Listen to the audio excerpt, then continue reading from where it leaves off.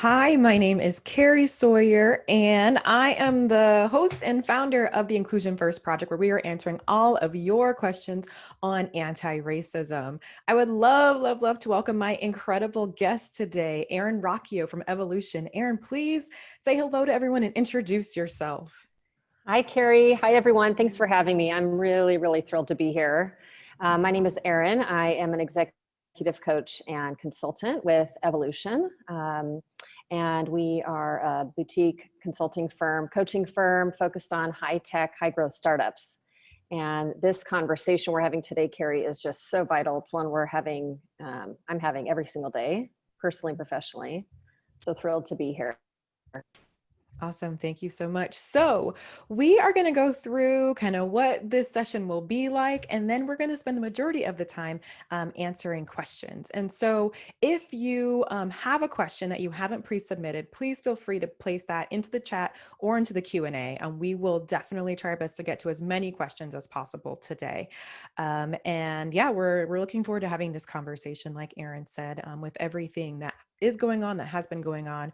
We're really trying to figure out what is the best way for us to really step into a place of inclusive thinking where we can create spaces and relationships and conversations that really welcome everyone, create safe spaces, create safe environments, create safety where we can all thrive and all have the same access to life, liberty, and the pursuit of happiness. So, Amen. all right.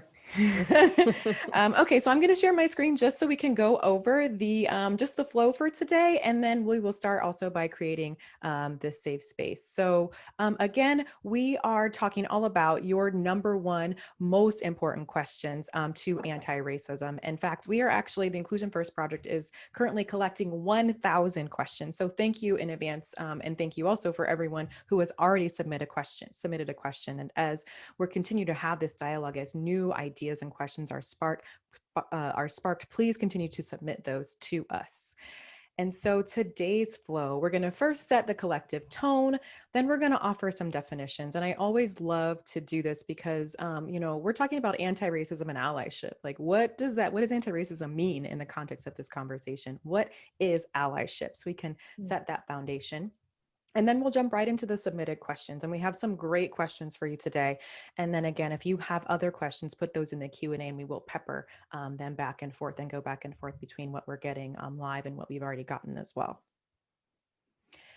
Okay, Erin, so I know that you do great work with executives and with teams. So I'm sure that you also create a space for the work to happen. And so that's what we're going to start off by doing. And so this is a safe space. All questions are welcomed. And what I mean by all questions, any question asked in the spirit of learning, wanting to know more, wanting to do more, whether you think that question is dumb, you should already know it, it might be a little bit racist. We don't care. We're not going to judge your question. What we're going to do is help you to think more inclusively about that question and about those answers. And that's what we are here to do today. There's no shame, no blame. This is a judgment-free zone. So as Erin and I are having this conversation, we are also modeling what it's like to have a conversation about race with someone that you know. And so I wanted to also provide some tips and frameworks that you can take back and use in conversations in your own lives. And the third bullet here is really one of the first ones. Erin and I are speaking for ourselves only.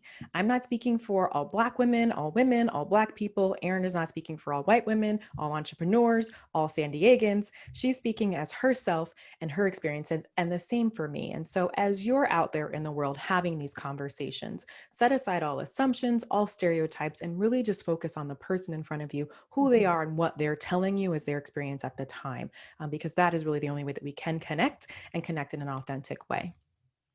So the next bullet that is super important is that we don't know everything. And that's true for any conversation that is had between two people. Like diversity, equity, inclusion is my space of expertise, professional and personal, experiences, but I don't know every single thing about being Black. I can't quote to you every single stat on African-American history or of being a woman or any of those things. Erin, I don't know if there's anything that you can quote holistically. She's like, wow. no. I'm not an expert on everything, guaranteed. Right. And the more you know you don't know, right? So we don't know everything. We're learning along with you. And so this is a journey. It's a lifelong journey. Everyone is at a different point, and that point is okay because it's a sum total of all of your experiences, and we're not judging that. Your role in learning and driving change will be unique because each of us has a unique sphere of influence. Who our family is, where they live, the work that we do, where that's positioned. We're all a potential like nucleus of inclusion, right? And that's going to look different based on what we know, who we care about, who's in our circle, how we can influence the world around us. And so part of this work is really looking around our immediate circle and starting to understand where we can have impact and where we can where we can start to move things forward. And you might be, an executive and a big organization where you have a lot of, obvious power and influence, or you might be a mother whose most important job is to raise kids who are not racist. These are equally important, right? And so we're trying to find where our space is and where our influence is for making a way to move things impactfully forward. Erin, anything that you would add to this list of creating a positive space before we get started? I mean, I think this is a brilliant starting point. And the only thing that comes to mind, Carrie, is that, in my conversations with people around race, around learning in general, it's important, I think, that we hold all perspectives as valid. So I'm speaking for myself, and my experience and my lived insight and wisdom is valid, regardless of whether other people agree with it or not. So is yours. So are people who disagree vastly with us. And so I think as long as we can hold that mutual respect, I mean, obviously you and I respect each other greatly, but like broadly as people trying to embody allyship, as long as we can hold that respect for different viewpoints, and honor each other and honor how someone got to hold their point of view.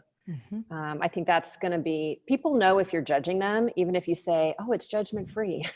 People can feel it. So you really have to do the work yourself to embody respect and honor, I think.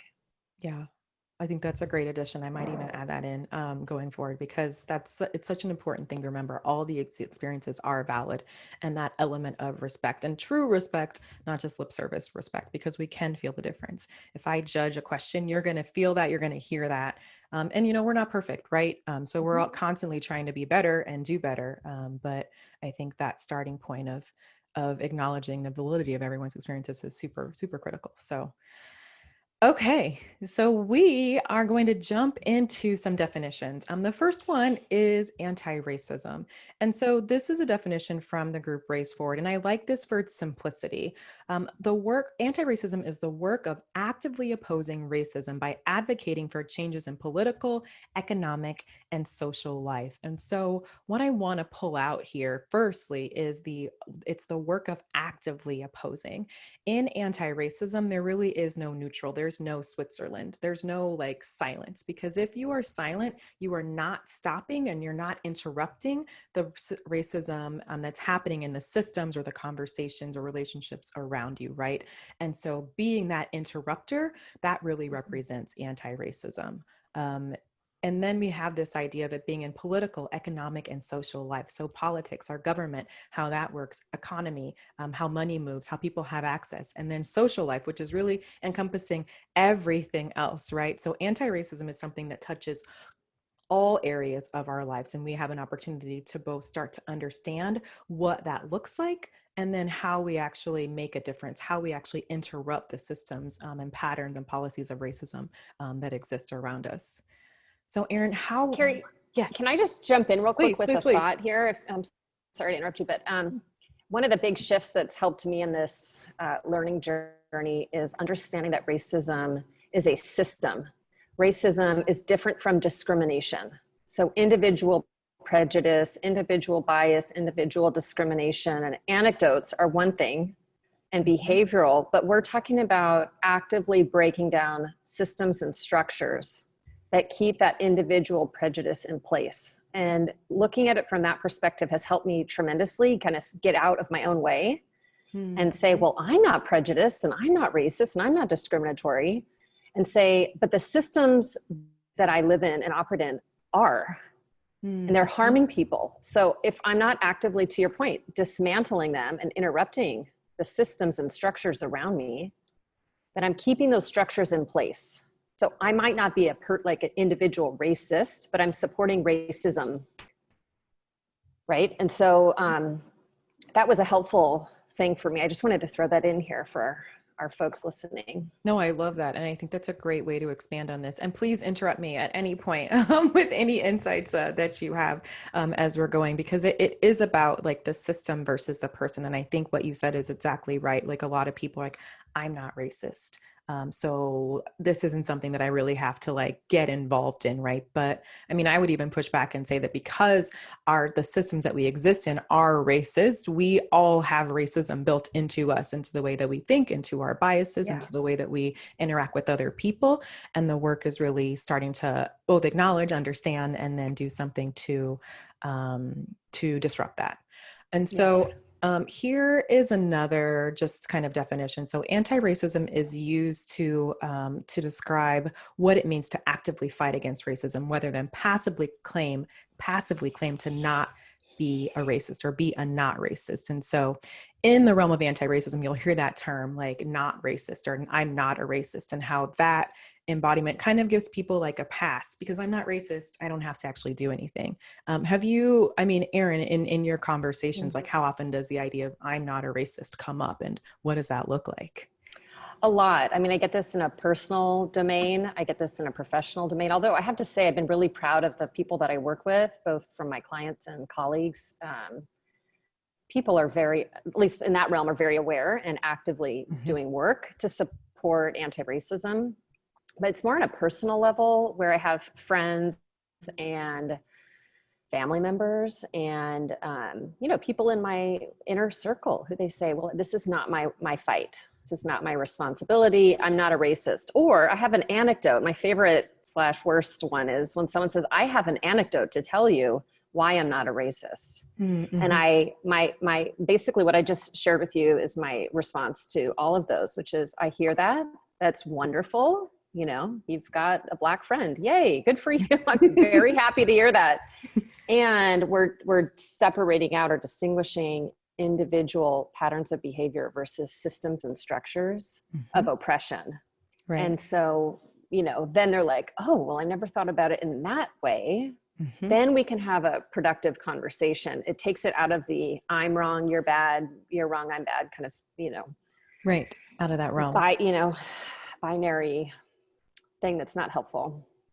Yeah, absolutely. No, thank you so much for sharing that. So, I wanted to talk a little bit about anti-racist ideas. So the idea that suggests that racial groups are equal in all of their apparent differences and that there is nothing wrong with any racial group. And so this is really like the opposite of like an anti-racist idea, I would say, is like kind of like a white supremacy like idea, which basically just puts whiteness on a pedestal as superior to Blackness and a lot of other races and intersections as well, right? And even thinking about, back during slavery where Black people were literally counted as 3/5 of a person, right? And so calling out anti-racist ideas as all races being equal is super, super critical in this work, because we're trying to undo both what that set up, but then all of the residual after effects of starting off as 3/5 of a person and not even having access to full humanhood, let alone any of the other things that, again, the life, liberty, and pursuit of happiness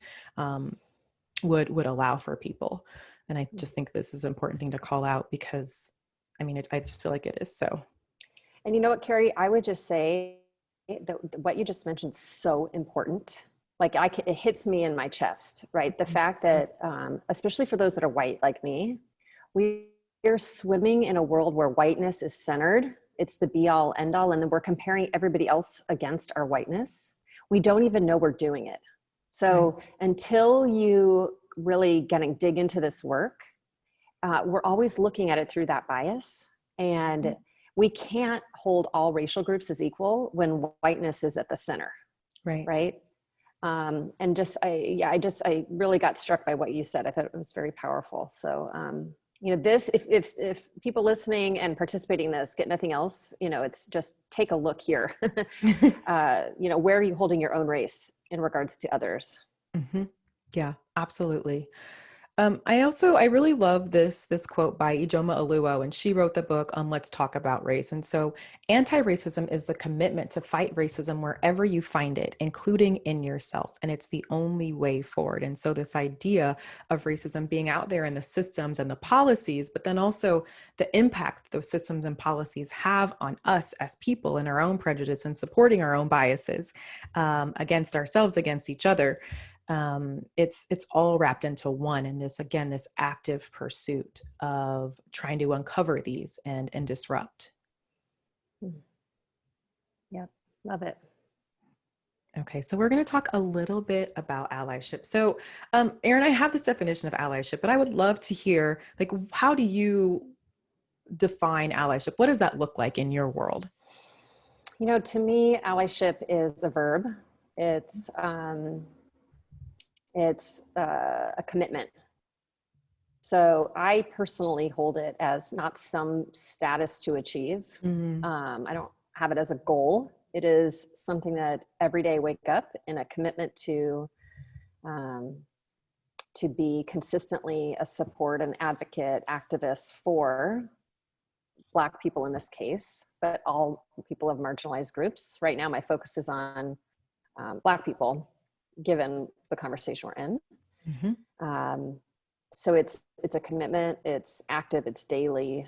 And, you know, it's something, it's very humbling. It's like constantly being willing for me. I heard someone describe it like this, and this has been the most powerful thing for me, which is as a person of white privilege, even as a female, and I've got plenty of stories where I have been oppressed, but even in my own privilege, where am I willing to give that up? Where am I willing to give up money? Where am I willing to give up opportunity to create room for, make space for Black people, particularly Black women? You know, how can I raise up Black women? Mm-hmm. So for me, that's what allyship looks like. Constantly checking myself, constantly humble.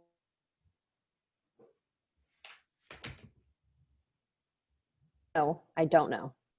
Mm-hmm. You know, I've been given things that, you know, I probably shouldn't have.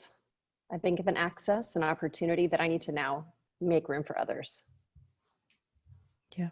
Yeah, absolutely. I think it's a really great way to look at it. And, you know, this idea of it being a commitment versus a stamp, right? It's not something that you do one time. It's not a one and done. It's like a constantly figuring out, okay, how can I uplift? How can I advocate? How can I step to the side to make space for other people?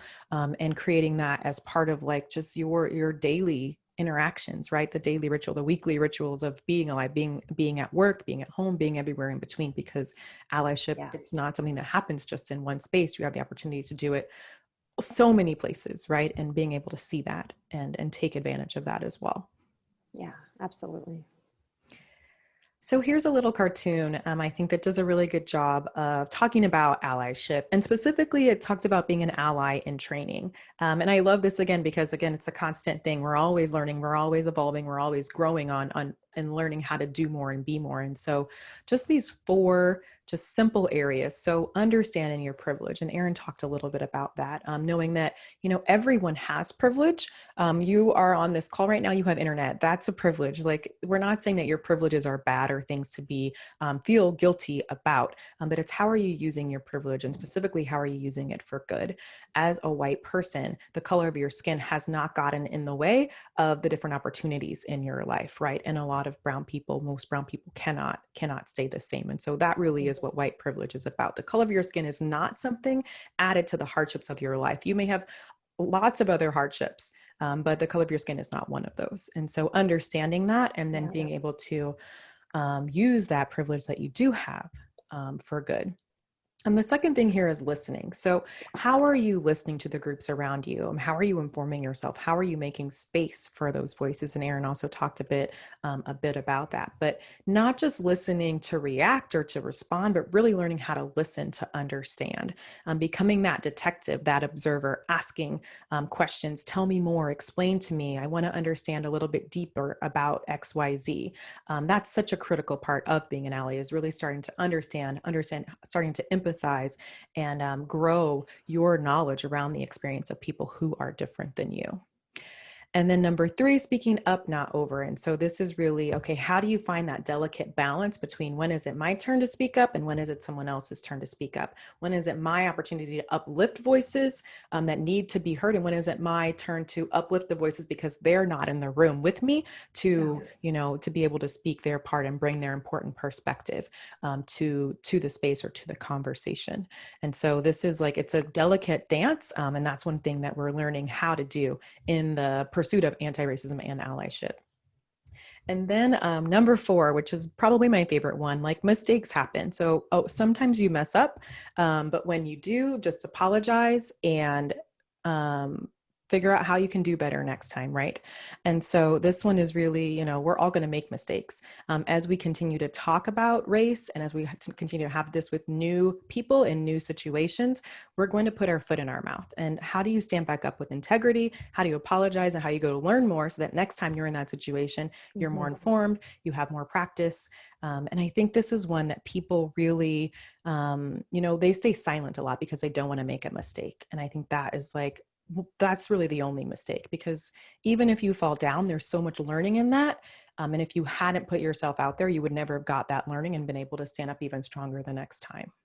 Yeah. And if I can say something here too, it's I think this is very true for the white people that I know, and myself included, is that, we didn't have to talk about race growing up because, again, we were in a white world, right? And so just was something that didn't occur. And the more that I've stepped into having these very honest conversations, of course I've messed up. And I've also been in conversation with other friends who are doing the same thing. And I think it's important to remember that what is our ultimate goal? For me, that's learning and creating systems and structures in a society that works for everybody. And the only way we're going to get there is if we create space to F up and to give each other grace and support in those times, because we're here to learn. We're not here to get it right. There's nothing to get right.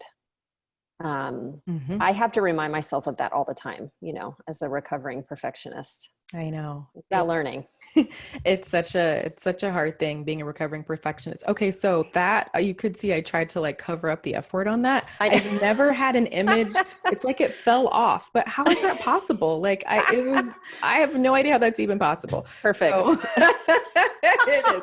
That graphic is not safe for families, which is why I tried to edit it, but apparently Murphy was not in support of that today. You all needed to see that. That's how we're feeling today. It's okay to F up. Basically. Okay, great. So again, as we're having this dialogue, feel free to throw questions and insights, comments into the chat or into the Q&A. We'll be happy to respond and bring those into the questions. So let's jump in and start talking about the questions that we have submitted today. So, all right. The first question that we have is, how can I identify laws that marginalize Blacks? And this question, I love all the questions, but Erin, I want to take this question as like its literal question. If you wanted to find out about the laws that marginalize Black people, that just popped in your mind, how would you do that? Okay, well, I'm a big nerd. Everybody knows it. And for me, that means that I go and do my homework. I am almost done reading one of the most powerful books that talk about the laws and historical ways that the system has marginalized Black people. And that is the book by Beverly Tatum, Why Are All the Black Children Sitting Together in the Cafeteria? Black kids. And it is a Bible. I mean, it's brilliant. And so I think the first thing, if you want to understand how to be an educated voter, we have to educate ourselves. And I run into this a lot where people say, they feel like insecure or not sure, or, what do I do? And so then they'll either be silent or they won't take action. This is where I say, instead of, take that insecurity, which is a bad feeling, and go get confident through your own research. So I'm not an expert on all the laws, but when I'm presented with a choice around voting, I'm going to go research the heck out of them And I think the big thing here is, for me, is understand there's so much history that I did not know Mm-hmm.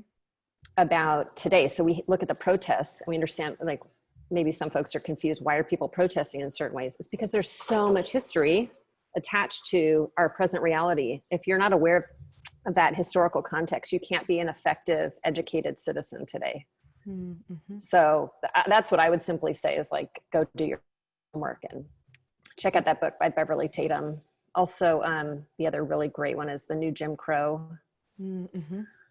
Michelle Alexander. Or if you're not into reading and you prefer Netflix, Ava DuVernay's 13th movie is a powerful gut punch, and everybody needs to watch it, as far as I'm concerned. Yeah, absolutely. So Erin just gave three kind of her faves, her top go-to resources. And so I would say echo exactly what she said. Do your homework. And in that, the simplest thing is just going into Google and actually typing that in. And I did that today, just to see like what comes up when you type in, like, okay, so the question is, how can I identify laws that marginalize Black people? I typed in laws that marginalize Black people. And then you start to get all these sources, and it starts to become really overwhelming, actually. And so what I found that is, if you substitute out marginalized for like a word that means the same thing, like oppressed. So what laws oppress Black people, or what laws hurt Black people? Then you start to get lists of things that start to look a little bit more familiar. There's a list of incredible resources on NPR, on PBS, on Medium, on Fortune. There are so many. And the thing is, there's no wrong place to dive into this work. And so what I recommend is that you find a source that you trust. Go on Google and find a site where you're like, oh, I know that group. I know that they're, giving like mostly unbiased like accounts, like PBS, for example. Like, their whole job is just to educate us. So go to those sites and then just start to read. Just start to see, okay, what speaks to me right now? Where do I want to jump in? Do I want to learn more about slavery? Do I want to learn more about the different laws that have happened? Do I want to learn more about Jim Crow? Do I want to learn more about current day things?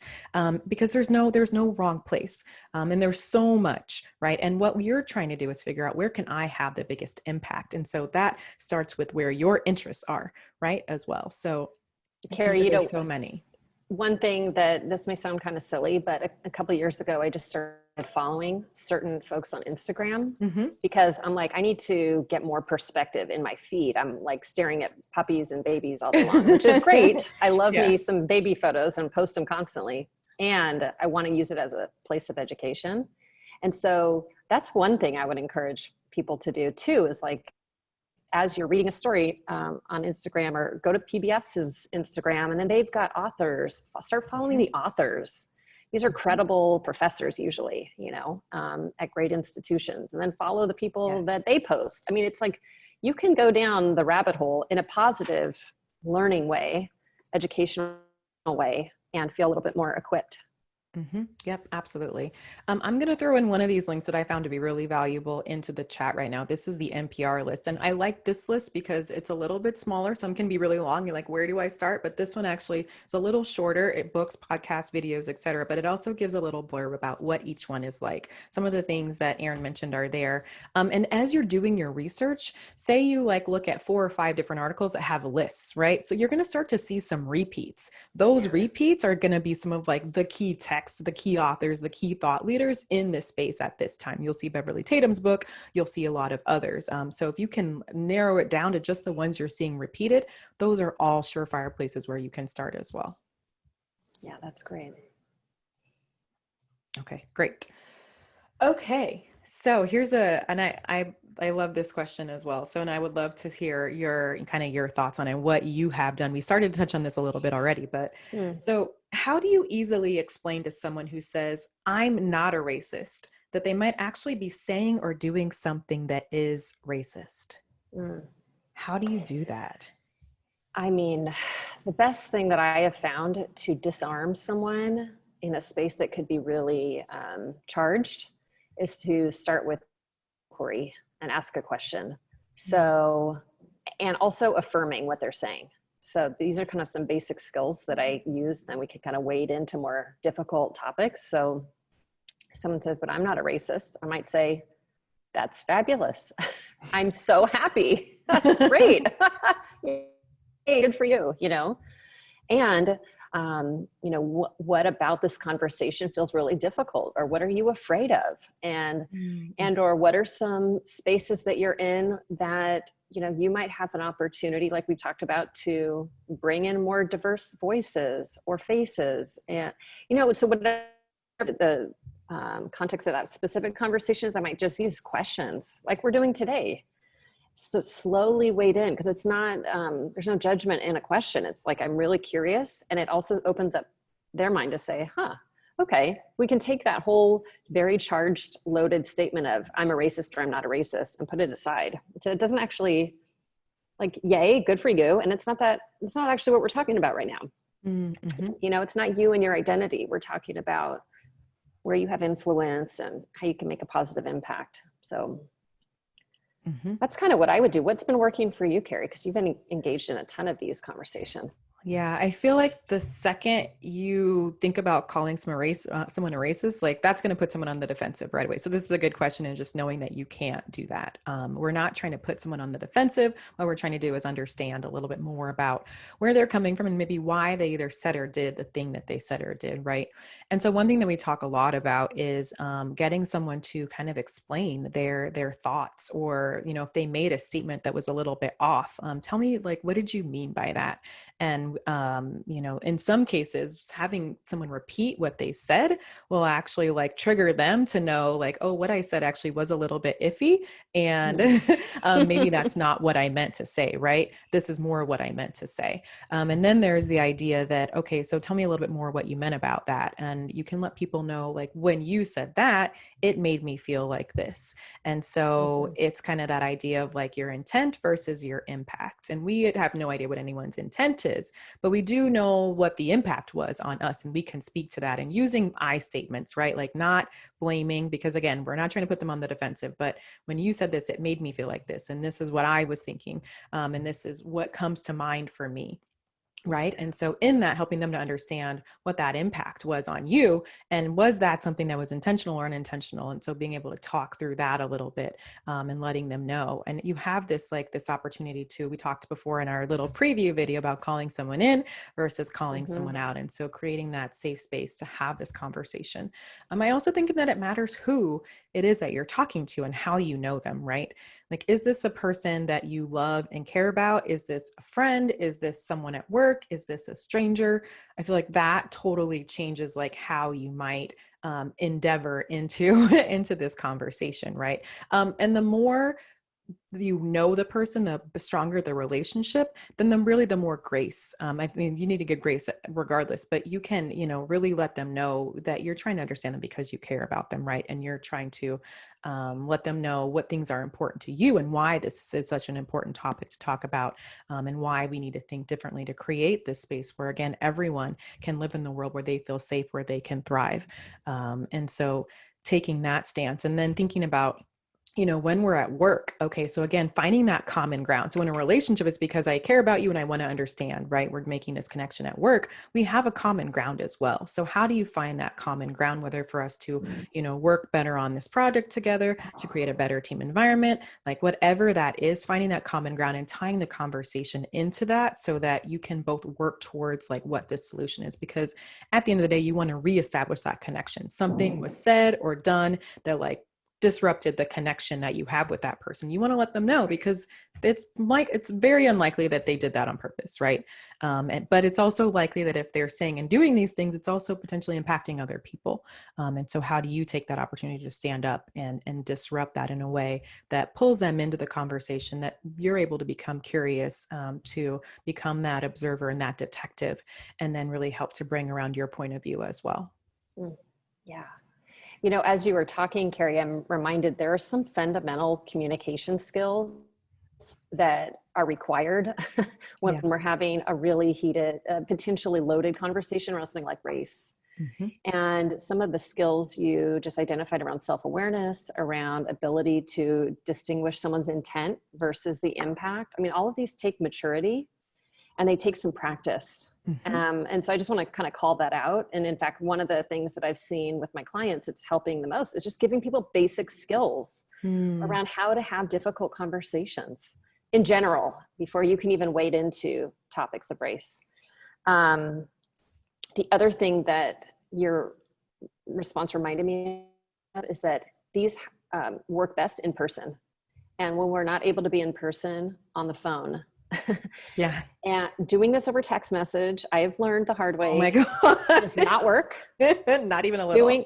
Doing this online, I mean, I would never respond to someone online anyway, but like that's not online spaces are not typically oriented around learning. So I would just don't engage, be really conscious around where you're engaging your energy to know that it's going to make a difference.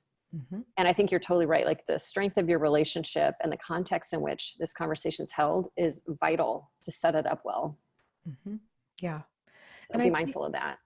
Absolutely. And I think there are some times where interrupting the comment right in the moment is the most important thing to do. And then there's other times where maybe there's a big group of people and you don't want to do it in that arena and you want to go ahead and circle back with that person later. You have to use your own judgment and discretion on that, because again, you're trying not to put people on the defensive. It's not your goal to shame that person, right? Your goal is to let them know what their impact was on you and hopefully give them some thoughts that they can do better next time, or that they might go and learn, or whatever it is, but it's not to shame.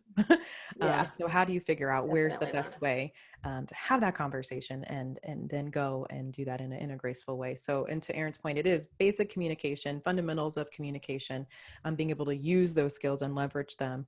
And then practice. Like sometimes you're not going to get it right. Sometimes you might call someone out instead of calling them in. Sometimes you might call them out in a group when it would have been better to talk to that person on the side. How do you learn from that experience? And then again, when you make a mistake, if you hurt someone, apologize and let them know what your intent was and do better next time, right? It's going to happen. So yeah, absolutely. And it's important too, like don't get defensive. If someone says, hey, you said something, Carrie, you call me and say, Erin, what you said was if, I love your phrase. That was a little iffy. I'm going to use that. Then, oh my God, like I have to take responsibility for the impact I have on you. And for me to get defensive shuts down learning. And it just means that I'm more interested in protecting being right. So I think that's an important reminder. We don't want other people to get defensive. We also have to stay open and be willing to accept consequences for how we're engaging with people. Yeah. I think it would be amazing if everyone just said, hey, anytime you hear anything iffy come out of my mouth, like, please let me know. And this is the way that I prefer to have that kind of called in. Like if I want it done in the moment in the group, or if I want it done on the side in a private conversation, but I want to know because it's important for me to learn how to get rid of my isms, my biases, my prejudices, and things that I'm just have a blind spot to. Right. So I think we all have an opportunity to be open and let people proactively know that it's okay. If you hear me put my foot in my mouth, I need to know because I don't want to do that again. Yeah. And just going to the work context for a second, because that's where I spend a lot of my time, is with, executive or leadership teams. This is something that you can set up as a ground rule with your team and say, if your team is committed to a path of learning about unconscious bias and learning how to have healthy dialogue around race, setting up ground rules around when somebody says something iffy and how do you handle that in a way that everybody can agree to will set you all up for success. So, imagine, like, Carrie, you just painted a beautiful image of a group of people where that was the norm. So build that into your norm as a team, or in your family. Build that in as a norm. Say, in this family, we're committed to learning about anti-racism. We're going to mess up. So if I say something wrong or stick my foot in my mouth, it's okay. I give you permission to let me know, Yeah, I love that. If everyone did that alone, we would make such huge strides, right? That would be incredible. But yeah. Awesome. All right. So we have a question around work, and because we kind of started to get on that work topic, I'm going to go ahead and read this one. This is a little bit longer. So as a white person, how can I speak up for BIPOCs in spaces that are almost entirely white? And potentially the BIPOCs do not always feel safe speaking up. So BIPOC means Black, Indigenous people of color. My company employs almost no Black people, and there are none in my department. I have asked for HR to seek out minorities as job candidates, but I'm afraid that doesn't do enough to support those who are already here. I don't want to ask the minorities to do all of the work to advocate for themselves, and I want to show support, but I am not sure what is helpful or what might be overstepping. So Erin, when you are working with your leadership teams, do things like this, sorry, do things like this ever come up? Yeah. um, Around like, okay, so, and there's kind of this dual thing happening. They're like, okay, we don't have any people, so we need to hire people. And that we can talk about that a little bit later another time. But for the people who are here, how do I support them, especially in a space where it's majority white, almost all white, it sounds like, right? And so they don't want to speak up because they don't feel comfortable, which is totally valid, and happens a lot, right? Like all the time.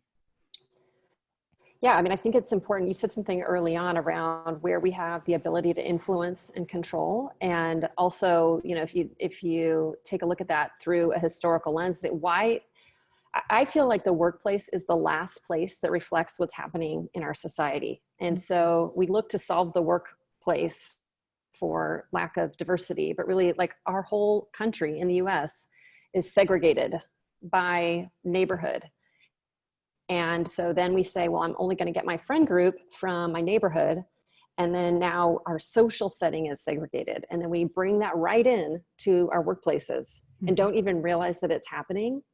And so I think what I've seen and I work with a lot of companies who are all white, and it's frustrating, you know, but I think it's part of that unconscious just momentum that people carry with them from their social environment. And it really takes active intention to break that down and to be inclusive.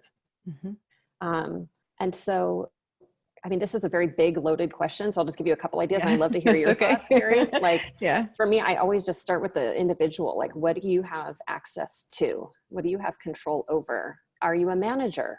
Do you have the ability to hire in a different way or support and promote the one person of color that might be in your company? Can you mentor them? Can you give them opportunities outside of their job description that would support them? But it also requires then making the kind of the center of whiteness, the locus of whiteness in the organization be aware of itself. And so this is where, and I have not done this gracefully in the past. Like, I'm pretty direct and say, hey, we've got a problem here. And people don't always react well to that, right? Because they're not yet aware or committed to making that change. So this is a dance I found between saying, what do I have control over as an individual or as a leader in my spheres of influence? And then how do I slowly voice my opinion and share my perspective in a way that the system itself can start to become aware of new ways of doing things. I don't know. I don't have like a golden answer for this. What do you think? I think those are all really great perspectives. And it's one of those, it so depends. But at the core, this person has the opportunity to like elevate and advocate for people of color, for marginalized people in spaces where they don't exist. And so I think that's why I really love this question. And so the first thing is, yes, you should absolutely do that. And then how do you, going back to what we said earlier, how do you do your homework? What does it actually look like in your company? How can you start to create a safe space without actually going to those like 2 or 3 Black people or marginalized people and saying, hey, can you do this for me? Or even with me? Because again, they've already decided that it's not safe for them to kind of stand up and champion this work on their own. And that's totally okay. But what you can do is go ahead and start to do that work because you think that it's important. And if you think it's important, you're not the only person in your company who does. Can you find other white allies, other people who also think that this work is important, and potentially get a group together and say, hey, HR, or hey, you know, maybe we're an employee group or what have you. We're going to hold a forum for people to come and start to talk about this because we know that it's important for these reasons, and it's important for us to have a space where we can have these conversations. You might do like 80% of the work and then maybe go and tap on some of those people of color and say, hey, we're trying to do this and we didn't want to burden you, but we also do want to include you. And so what's the best way for us to engage? Would you maybe take a look at what we've created and see if this is something that you would feel would, number one, be effective, or you'd be comfortable participating in? And I'm going to backtrack on that because I don't want you to make them like the stamp of approval for whether this is going to be effective or not, because you can hit Google, you can hit your HR, you can hit the learning resources just like everyone else and find there's so many great frameworks, brave conversations, courageous conversations, difficult conversations, things around race. There's so many toolkits that you can find now, and find one that works really well for the culture in your company. And then letting them know, the people of color, hey, we know this is important. And this is what we've started so far. Do you want to participate in this? Is there anything that you would add add to it. And then being okay with whether they want to opt in or opt out, right? But you can start the work on your own without having to, burden or pull in those people, because you know what kind of environment you're trying to create, right? You have that goal, you have that vision, and you can use the other allies to start to flesh that out. And in some cases, you'll have resistance, like Erin said. In other cases, someone will be super relieved that you stepped up to do it because they weren't sure how, and you were the one who was able to take that step forward. So figuring out what you can do. There's cases where you have to go rogue because your company won't do it, right? They're too afraid. They don't want to acknowledge it. We see that all the time, right? And then there are people that, we're going to do this anyways. And maybe it'll be off after work, maybe it'll be somewhere else. But we're going to, because this is important to us, we're going to go ahead and figure out how to make this happen. And you just have to kind of navigate. It's a dance, like Erin said, figuring out how it's going at your organization. What's the best way? Who are the best influencers and people to get involved with it? I mean, you only need one like higher up person to put their stamp on it to typically get some momentum going, where you can actually see how you can spread it out in a larger way. So I think this is a great question, because it asks, should I do this? And then how? So yes, and just start doing the research and get people around you who can support you and help you. Yeah. And as you were talking, Carrie, it reminded me, there's certain, for some people, I think like you and I and everybody listening and lots of people that we surround ourselves with, this is a moral issue. This is like an obvious, of course, we should be supporting Black people in this time and always and forevermore, and all marginalized people. This is an ethical issue. It has nothing to do with politics, and it's a human rights issue. And I'll say that till I'm blue in the face. And some people don't quite have that same strong or that same resonance with that. Like it doesn't click in for them. It's like a moral or ethical issue. And I find that when those people are in power, you have to speak to them in the language that they understand. So some leaders only will understand anti-racism through the lens of financial results. And it stinks, but it's true. So one thing I've seen that is effective, I work a lot with healthcare leaders, and imagine an all-white healthcare leadership team, because they exist, trying to support and take care of a population that looks nothing like them. How effective do you think they're going to be? Not very effective. Right. And so there's so much data in the world of health equity, just as one example, that can point to how that organization will be better off financially, and also in terms of the clinical quality they have, because they have a more representative leadership group, right? Who can understand their patients and yada, yada. So without going down a rabbit hole, I would say, pay attention to the language that your leaders are speaking. And some people speak the moral issue and values. You speak to them all day about core values, and here's an opportunity to represent our core values, and they'll get it and easy peasy. And then others are a harder sell for whatever reason. So, there's a lot you can do to do your homework to find out the business financial impact of being a diverse workforce and representing your customers, representing your clients. And I could go on all day about that, but just wanted to make that point while you were talking on that line. Yep. I love it. I coach people all the time on what's the business case for what you're going to do.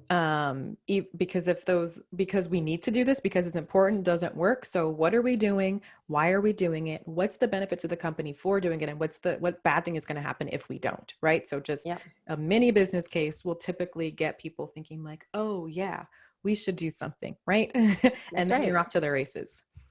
Definitely. For sure. Okay, awesome. Okay, so next question. I'm going to skip down to number 5. So I keep hearing that it's not a Black person's job to answer questions people may have about racism. When did asking a question in the vein of learning and not being ignorant become racist? And why does anyone feel above answering racial questions? When did this become a do your own research culture and not a one-on-one dialogue? And so I feel like this question is an exact opposite or a very different perspective than what we've been talking about this whole time. When I got this question, I'm not going to lie, I was triggered. For sure. I can take a stab first if you want. Yeah, I would love that. Okay. Your perspective. Yeah, I know. I mean, I've seen this a lot, and I do see this in online spaces. Like people get really activated, like, well, why can't I ask you a question, Black influencer. And here's the bottom line is that racism is traumatizing. So when you ask a Black person to expose their trauma in not a safe environment, i.e. online or even in a workplace, Mm-hmm. you very much risk you risk re-traumatizing. Okay, so that's the very extreme. Then at minimum, there's something called emotional labor. And if I were to say, Carrie, tell me absolutely everything you need to, or I need to know, so I don't appear like a dodo when I'm talking with my clients about anti-racism. Now I'm asking for your time, your energy, your emotional capacity to support me. Most likely people are asking you to do this for free. Okay. And guess, it's not fair. It's not your job. And I need to take responsibility as someone for my own education. So it's not, I hear this as we all need to do our own work so that we can have educated dialogue and learn from each other. But there's some like preliminary homework that I should just do on my own that I can easily Google and not waste your time and effort and energy and potentially risk traumatizing you. Mm-hmm. So, I heard this from one of my colleagues. It said this brilliantly, like white people need to have safe spaces with other white people to ask all their dumb questions. And I put myself in this category. Like I have questions that if I were to ask you would probably trigger you and people go, oh my God, what the heck? But I can ask them to someone that I know it's not going to harm them in the same way. I can get it myself sorted out so that I can ask a more educated question of you if I have one. Mm-hmm. So I hope that makes sense, but yeah, that's what I would say. That was a really beautiful answer. I've definitely, a lot of the things that you said is what I would say is that, racism is trauma. And so asking people to relive their trauma on demand for your learning is just, and that's not anyone's intent, I'm pretty sure, but it's also incredibly insensitive. And I think that really is one of the main things. I think I'm going to give an anecdote because you said so many great things that I would just really echo. So I had a former colleague and friend text me recently. This was probably a little bit after George Floyd, and that person was wanting to get some feedback from some Black people, people of color, into their product design. And in that, she texted me and she was like, Carrie, it's really important that we get some more people of color to give us feedback. Can you send me a few of your friends who are Black so that they can be in our study? And I on the very surface, oh yeah, that sounds totally fine. But it's not, it wasn't okay. And I actually spent probably an hour and a half trying to compose a text message that explained why this wasn't okay. Which it speaks to our earlier thing. Don't try to text these difficult conversations. Because number one, again, the trauma on demand. So, hey, I want you to go and talk to this person. But the main thing was, especially in a professional setting, that can't be your strategy for diversifying your recruiting, right? Going to one person and asking for their network. And that's also me doing her job or their job for them, right? And then Totally. there were a few other layers. But what I ended up doing was just texting her back to let her know that, and it took me a while because I didn't want to hurt her feelings, right? So now I'm managing her emotional, well-being while I'm trying to explain to her why this is not an okay thing to ask someone, while also trying to protect the people in my network from being reached out to in this same way. But I let her know that it wasn't appropriate to ask for that, and that I'd be happy to talk to her. So I offered my time for free to talk to her about kind of why that wasn't appropriate for her to ask. And then more importantly, brainstorm, okay, needs to be a strategy for you. So how could you actually figure out how to strategize? And the thing that I said to her was kind of the same answer we've been doing for everything is, do your research, go on Google, how to diversify my, my feedback or my focus groups. You could just type that in and find out how to do that. Right. And so coming with a cup that is not empty when you're asking a question, hey, you know what, if she would have said, Carrie, we really want to diversify. I'd love to pick your brain on this. Okay. I can decide based on our relationship, if I'm willing to give my time for free. Yes or no is valid. Right. But if I'm yeah, sure. Okay. She's here are the things that I was thinking of, X, Y, Z. What do you think? Is there anything that you would add? Is there any problem? Do you see a problem with any of those things? That's a totally different conversation than, can you do this for me? Right. And so this is kind of getting to the essence of this this question around like, you know, it's not my job or it's not someone's job to like do this work for you. You have to come and you have to do some of the work yourself. Even doing a little bit of the work shows that you put an effort into it. And the person, if you have a strong relationship with them, is going to give you a little bit of grace on that.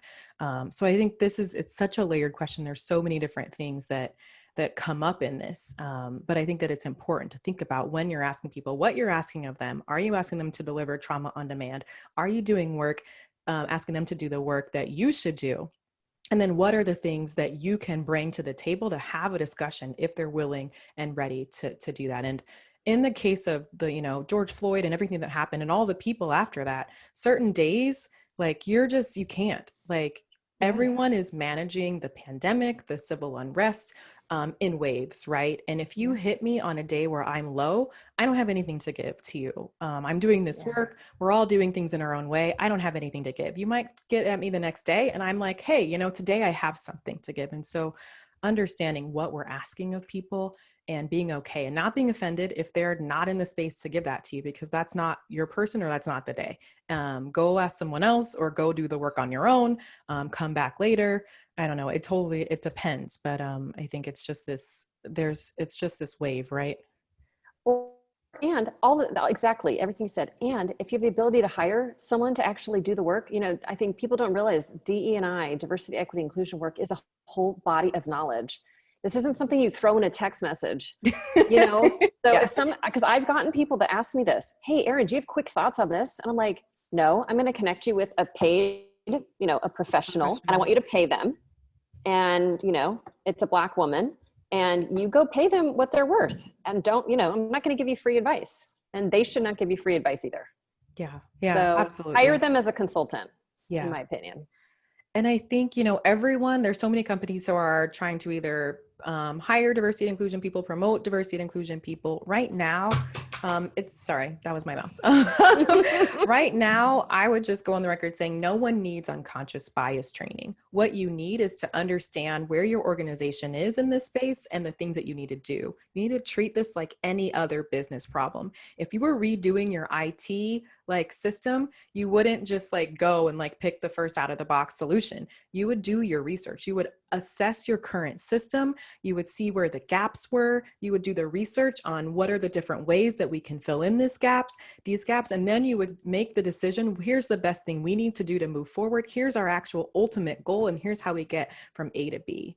Like, organizational change around diversity and inclusion is that complex, that layered, and that like, I'm just going to use like laborious. You need to do all of those things. It's strategic. It has to be strategic, you know. It's that strategic. Hire diversity and inclusion strategists to come in and help you to understand what you need to do before you hire anyone to do any training of any sort, because it's not going to get you anywhere. That's just a check the box thing. That was another question I had on there. So we got a little 2-for-1 there. All right. So Erin, we are at 1:00. Any last parting thoughts as we wrap up this conversation today?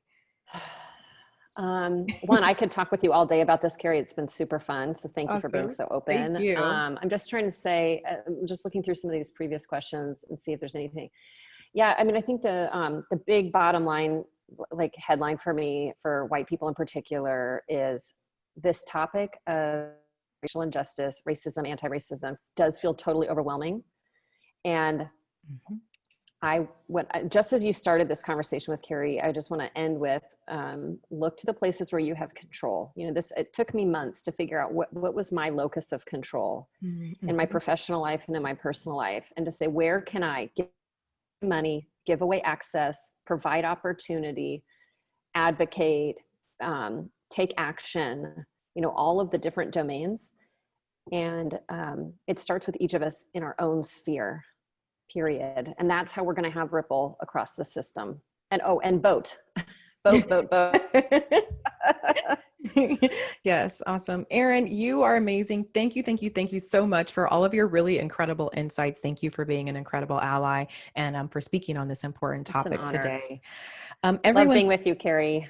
Yes, we will definitely do this again. Thank you so much, everyone, for being here. We are moving to Wednesdays at 4 p.m. Pacific Standard Time for the rest of the month. So be on the lookout for an email about that, as well as our new goal to collect 1,000 questions on anti-racism. You can find more about the Inclusion First Project at inclusionfirstproject.org.